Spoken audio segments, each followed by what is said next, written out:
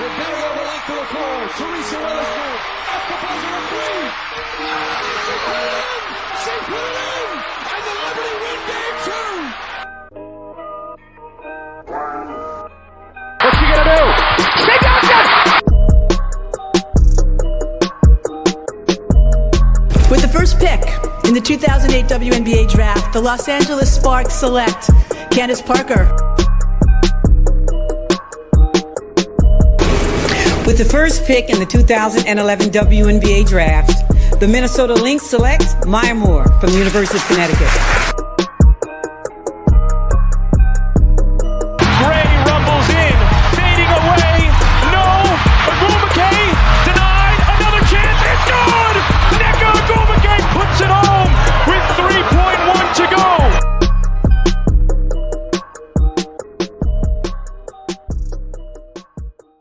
What's up, everyone? Welcome back to Leading with the W, your weekly WNBA show here on the Lead Sports Media Podcast Network. My name is Corey. Bailey and Karissa are with me this week. Everyone, how's it going? It's good. I'm glad to be back. Glad to have you back. We chilling. Yeah, we killed this week. We missed Carissa's level-headedness last week. We kept it mostly under control, but I mean, with draft results and stuff like that, you're always going to get a little bit of craziness, and Karissa would have been able to be there and just be like, you know what, guys, it's chill. But we have, I think actually it worked out well because this week is more of a, there's not much going on in the league, but there was one news story to get to, and given that it is a little bit more of a,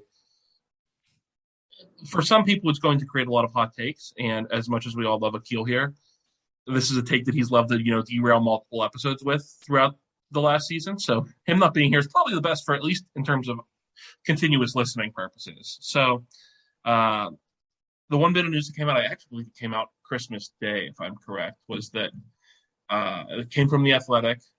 Shams and I believe it was Chantel said that the Liberty and the Aces had reached out to Becky Hammon to gauge her interest in coming to take over as head coach. So we're going to kind of explore this on all fronts because I think it's actually pretty telling for all teams, and it's not just the Becky Hammon thing that makes it telling. But we'll start with her if that's okay with you guys. Obviously, she's been a hot name in terms of interviewing for NBA jobs. Coming to the W would be definitely an interesting move. I think that I saw someone say that if she's going to come, that would take a substantial, that would be somebody actually putting a bag down and finally investing in coaching, because if she's sitting here considering NBA offers, I can't imagine she would really consider coming to the W for less than correct. You know what I mean? So she obviously has ties to both organizations. Bailey, I'll start with you on this part of the topic. What did you, just in terms of the Becky Hammon of it all, what did you make of that?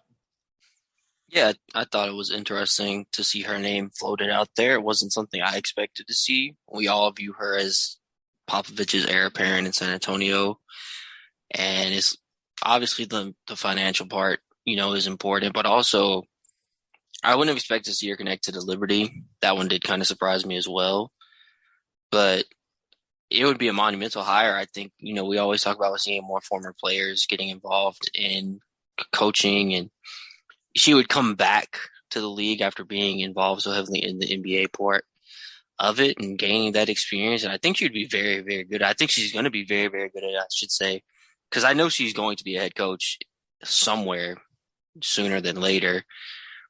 And it was the first time I'd heard her name thrown around in the W side, so it did kind of surprise me. But that would be, again, I would love to see what her price tag would look like for a W team. What do you think, Chris? Before I kind of get into my thoughts, what were your thoughts, Karissa? Yeah, I agree. I feel like it moved very fast. Just a few days before Christmas, when they announced that she was in talks with both teams, she just did an interview saying that she wouldn't be against coming back to the league. And then a few days later, she's talking to two teams. So I think it'll be great. I would rather see her with the Aces. I think something needs to change to get them over that hump, and she can definitely be that change. Yeah, I mean, obviously, I never saw her I've never watched her as a player. She's one of the many people that I'm going back and trying to go back and watch. But obviously, I knew that she had played for both of these teams. They not whenever the Aces were the Aces, but in a different place. But I think it's interesting. I want to not push back Bailey on the heir apparent thing, but I think that we've kind of been given a little insight into that might not be the case because, I mean, I guess Pop can stay around as long as he wants, but she's not the first person that's been under him that people thought that would inherit the mantle. I mean, first it was Budenholzer, who then, I mean, that's however many coaching hires ago that he was there and he left. And I think it's kind of telling that she has interviewed for so many positions because a lot of times in other sports where you see that it's a coach in waiting or an heir apparent type situation, like, I mean, for the longest time, and this is cross sports, but that's why Josh McDaniels hasn't left the Patriots in a while because they think he's the heir apparent to Bill Belichick type of deal. He took interviews for a while, but now he's kind of settled out of that because he knows he's going to inherit that at some point. She was reportedly rather close last year. And I would say that it might be pretty informative of she might be tired of getting passed over by less qualified men to do the job that she's qualified to do. The most frustrating of which last year was Chauncey Billups for Portland. So obviously, and that has a whole can of worms with it that I don't remember if we discussed on here or on other. I know it was discussed on other pods on the network, but that one was especially glaring in terms of his off the court issues with women and the fact that she's put in significantly more work as an assistant coach than he has. But I'd love to see it. I think that I'm ready to see her as a head coach. I mean, I've said for a while that she's one of the people that whenever the Detroit Pistons have a coaching vacancy that I would want them to consider because they're in a rebuilding mode, and I think that she would be perfect for that, kind of bring a more modernized game to their team and also, as you said, Karissa, to the Aces because that's something they can absolutely appreciate. So I guess that's where we go next. Which and we'll start with you on the team side of it, Karissa. Which team do you want to start with? Why you think she'd be a good fit for the Aces? Yeah, I guess I think Bill is a good coach. I mean, he's a legend with the NBA, but I don't know. It's something about it. Like the Aces need something new, whether it be players, whether it be a coach that lets them, do a little bit more things. I'm just ready for new energy. And then with New York, I don't think she wouldn't go there. I mean, I think they're a young team rebuilding as well. And I really think she can capitalize on that. So I don't think any choice will be bad. Yeah, I think that it's very easy to forget that Vegas is a mostly young team because they invested so much in veterans last offseason.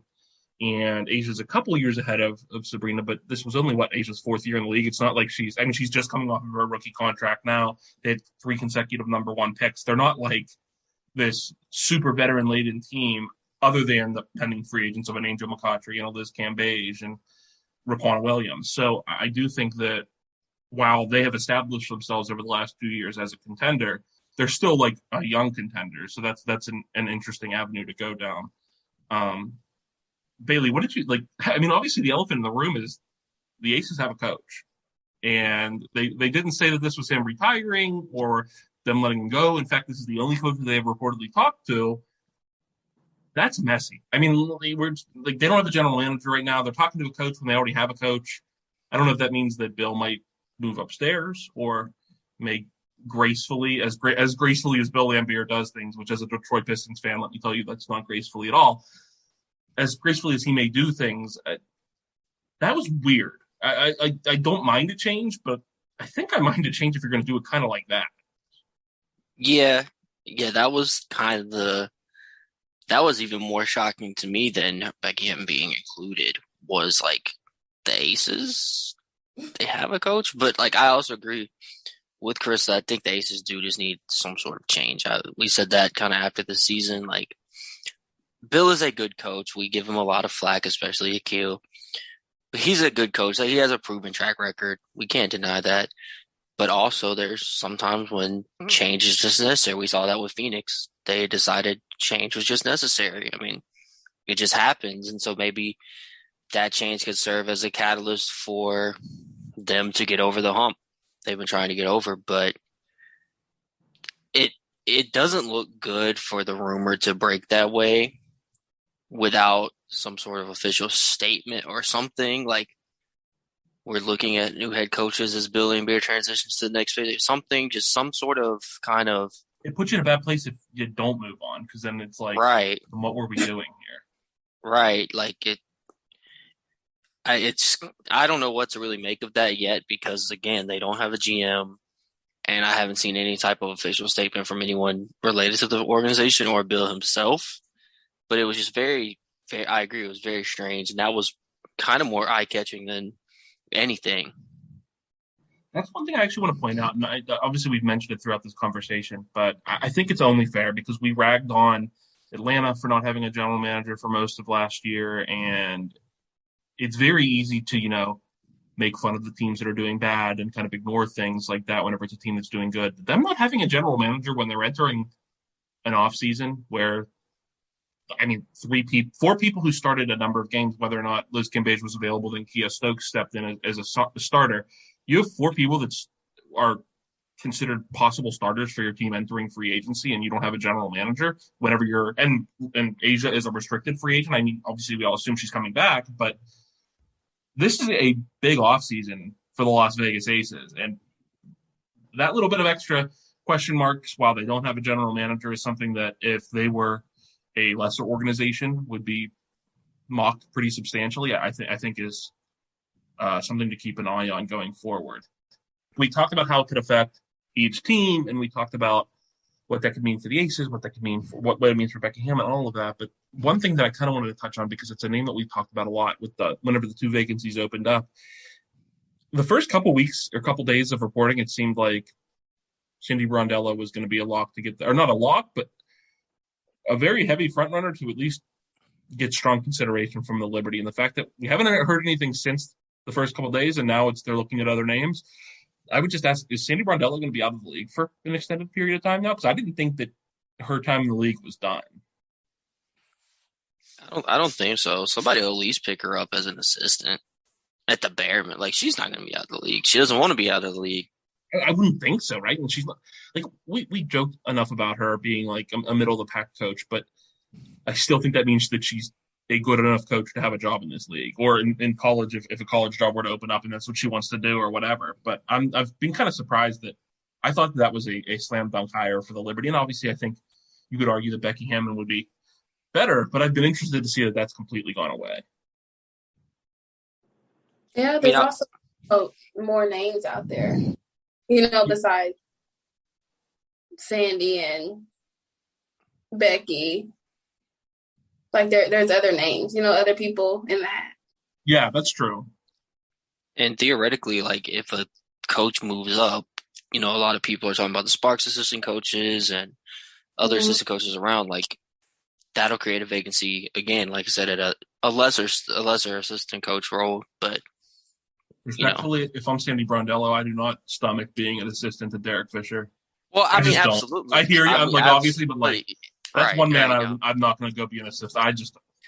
Yeah, no, like I wouldn't. I as a Sparks fan, I would want Sandy Brondello to say no to that and go somewhere where she could be. Let me stop before I get too far off the deep end, but you know what I mean. I do. Yeah, everybody knows I don't like Derek Fisher. Okay, we always find a way to comment on it, but anyway, then let's get into. So there's a couple other like smaller things that are kind of. Just minor talking points that we can have a little bit of fun with. Sue Bird was doing Sue Bird things, talking a little bit of everywhere. And one of the quotes was that you can argue MVPs and you can argue GOATs and best ever and all that kind of stuff, but she is by far the most dominant player. And that she is referring to is Brittany Griner. Now, I would let you guys talk about that first, because I don't know, do you think she means of right now, or is she implying of all time? Because if it's of all time, I don't know that even my limited knowledge of the history of the game, I don't know that I would go that far, but I would say that in my 2 seasons of watching when BG was on, there was no one more physically dominating to me than BG. So I could see that if you're saying of just today, but we'll let Bailey go last because he seems like he's laughing and he has some stuff to discuss. So, Karissa, what do you think of that comment? Yeah, I hope she means right now. Like as far as like this past season, because she was absolutely dominant. But as far as like all time, or no. I'm just happy she didn't name someone from UConn. I'll take the win where I can get it. No shade at your school, Karissa, but It's Okay, nice. I have multiple schools. Small victories. Even if she's talking about last year or for all time, I think she's wrong regardless. You think she's wrong that BG was not the most physically dominant player in the league last year? Well, it's the by far for me. Okay. That's the point. I'm arguing semantics here. I'll go ahead and say. And she didn't say physically dominant either. She said dominant. You're right. I'm taking liberty.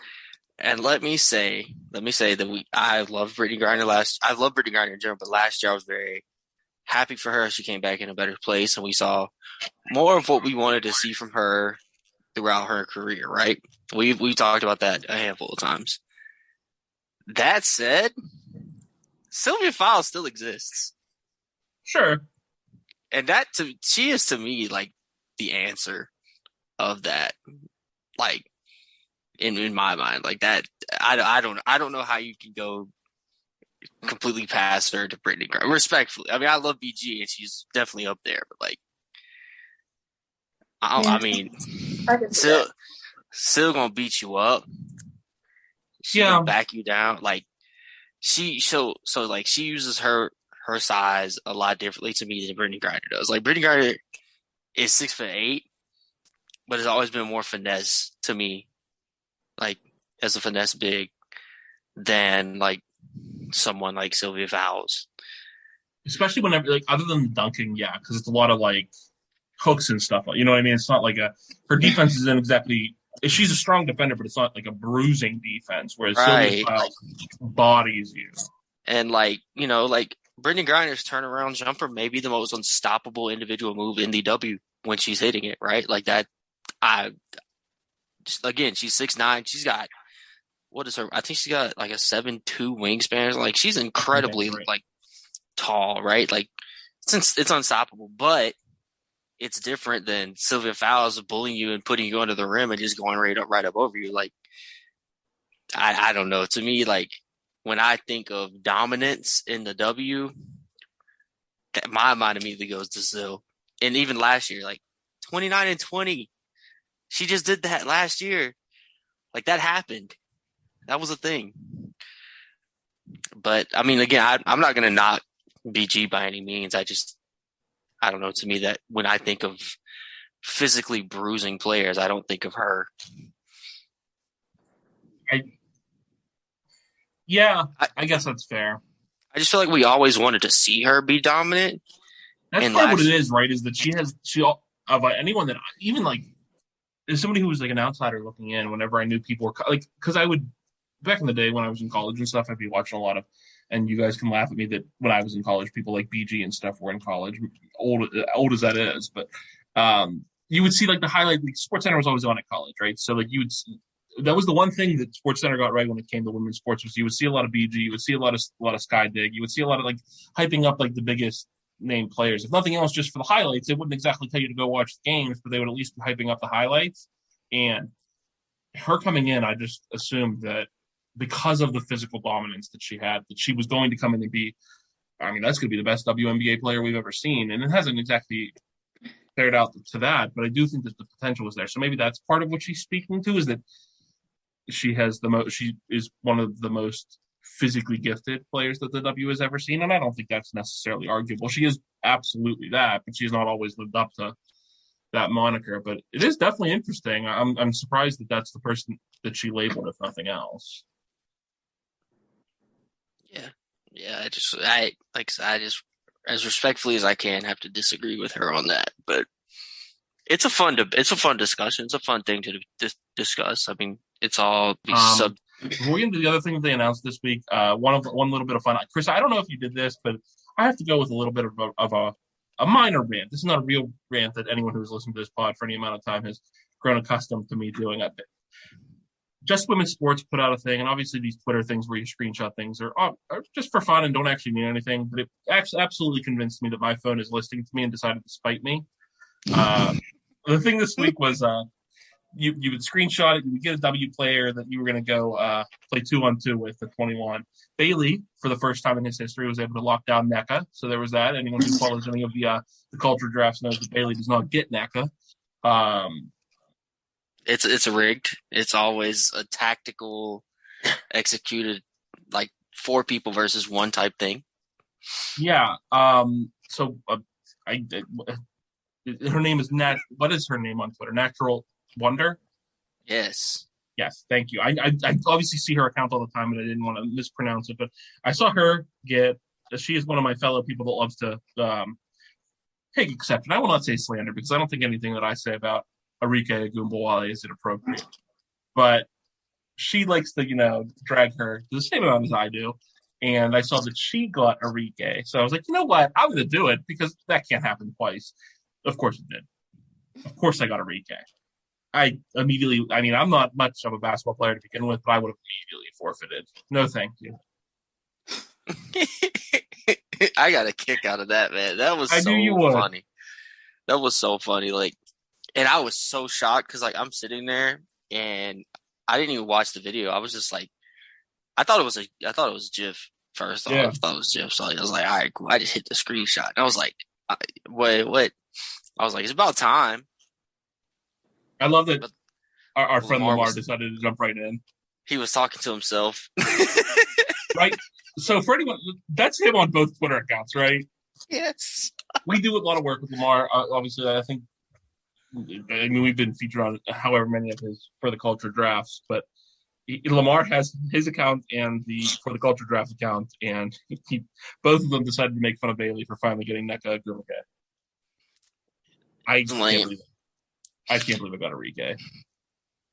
Anyway, the one other thing that got announced, and I think they were supposed to, this is recording on Monday, so by the time this comes out on Wednesday, some of these lists will already be out, but the W announced that for the 25th anniversary, to end this year, the way that a lot of sites do like their year in retrospective type stuff, the W decided that for the 25th anniversary, they were going to do the top 25 moments based on Google searches and stuff like that. We're recording Monday night, so it was supposed to start today, but I didn't see them come out yet. The 5 categories are cultural influence, championships, WNBA icons, rookies, and WNBA history. So, first of all, this is a cool idea. Do you guys have any nominees for what this could be? What were your thoughts on the way they rolled it out? Anything like that? Chris, I'll start with you. I think all of WNBA Twitter could agree that it's nothing new how they rolled it out as far as just springing it on people. Yeah. Season ended months ago. They could have done a lot better, but I do think it's, a cool idea. Like Google and the WNBA have a great partnership. And, I just wish it could have been rolled out a little bit better.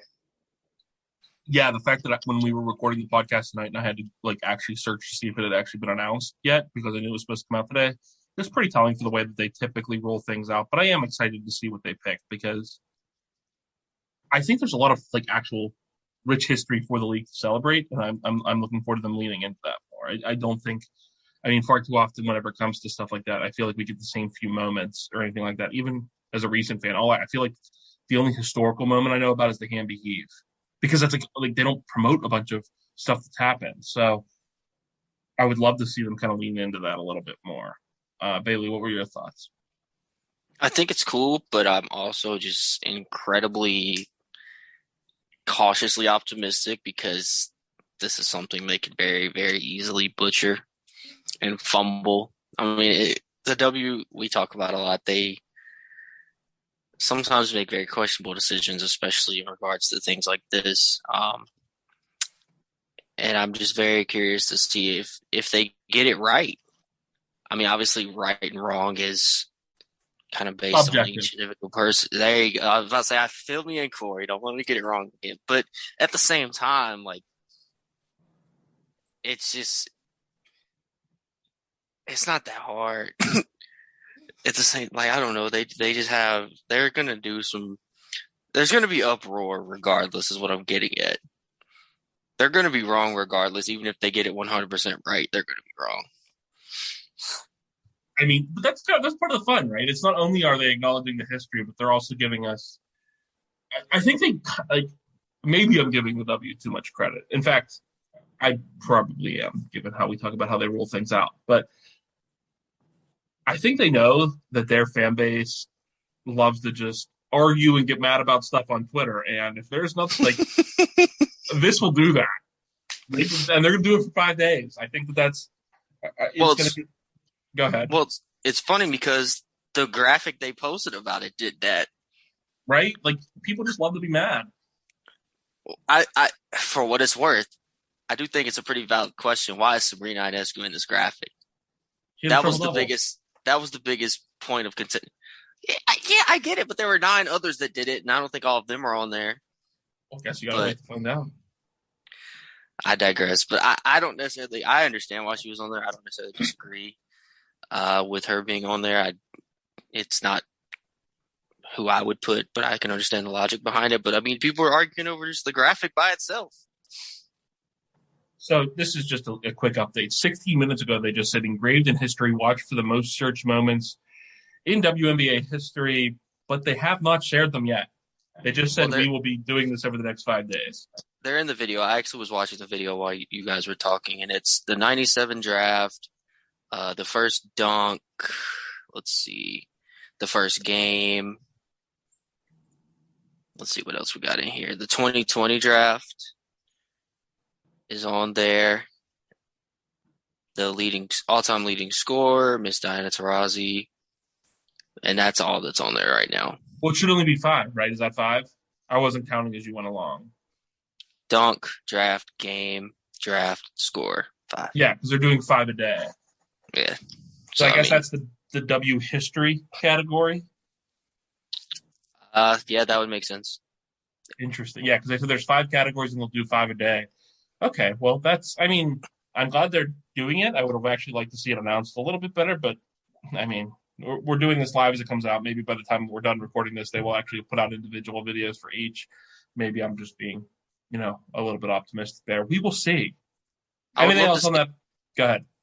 I was just saying, I'd love to see the numbers, like, behind the ranking of each one. Somebody said that, maybe we'd find out that Sabrina is not number 1. Fair.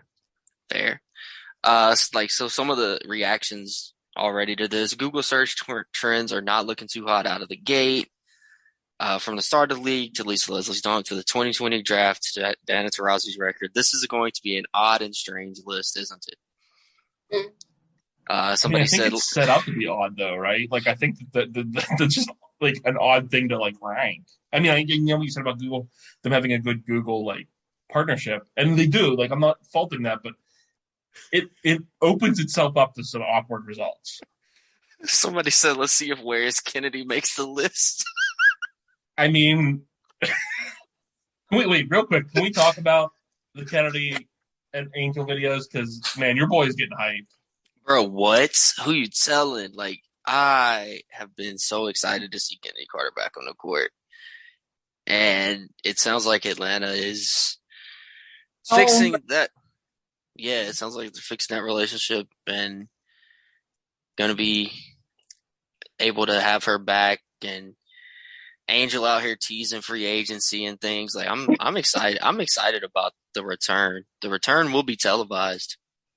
It's nice to finally be talking about something, whether it be about the Dream or about Kennedy, and actually being positive about it, because there's been plenty of negative to talk about. But if she's back and she's right, I do think we think about the future of this team very differently than if you're hoping to find a landing spot for her. I think in a world where you have obviously ample cap space, Aerie, her, and the number 3 pick, things could get interesting very quickly in Atlanta. I'm always like, I'm not a fan of the Atlanta Dream, but I would love to see them be better for those 2 young guards. I think that they can do a lot around them, and I just hope that's where we go next. But one of my favorite things over the last week since we recorded last was just Angel teasing everybody. Yep. That's your girl, Angel. Yes. Anyway, Karissa, last week while you were gone, we ironed out the details of the bet, which was we realized that somehow you bamboozled us, because realistically, if we're just going to erase things. So the gist of the bet was we all had to be nice, like eliminate some of the things that we're hateful about. Like, Akil's not allowed to say the word stinks. I have to be nicer to Enrique. You're not mean to anybody, so I don't know what you have to do in this regard, but there we are. So we ironed out the bet. That's on the books. We had the debate game last week where Akil won, so that's why we're not doing the debate game this week, because when Akil comes back from hiatus, he will be the one moderating a debate. But I'm interested, not that you have to do the full argument thing, but given that we were talking about expansion, is there a city that we did not discuss that you would have picked as your number one city that you would have liked to see expansion to? Not to put you on the spot. Yeah. Let's see. Did you guys mention the two we mentioned were we did Houston and Charlotte, and Akil won with Charlotte because he played to the host who loves the Charlotte Sting. I'll go with Atlanta Beard, right? Atlanta Beard is the same. You're excited for the Bay Area team? Yeah, we'll go with that. All right, yeah. No, I mean, like I said, we'll put you on the spot because you weren't involved in the debate last week, so you probably didn't even think about it. But I think that's one of the. I mean, we're going to get into. We'll have stuff coming out in the near future that, and obviously every site is talking about expansion and stuff like that because if the league continues to grow, there's a lot of room for that kind of discussion. But next week we'll be back with all of that, and I think Akil will be back. He has not been very forthcoming about when and not he'll be available as a typical Akil fashion. But there's definitely some fun stuff coming down the road. Before we get out of here, I wanted to plug, and he would have enjoyed this conversation earlier, where Bailey was caping for Sylvia Fowles over Brittany Griner, the Alley Oak podcast with Corbett from W Lead. He does Minnesota sports, both Timberwolves and the Lynx. And I'm sure that if any listeners ever asked him to, he would love to talk to you about the women's college basketball at the University of Minnesota. I feel like all of us have heard plenty about that team from Corbett. But definitely check out the podcast. He does good work. If nothing else, he knows plenty about everything going on with those teams, and he brings a passion as a fan of those teams that is almost unheralded unrivaled by anybody else on this network. He is an absolute fan of everything Minnesota, and if you are as well, you will enjoy those podcasts. We'll be back next week, 1 week closer to free agency, and I'm sure we'll have some fun stuff to talk about. We'll catch you next week on Lead with a W.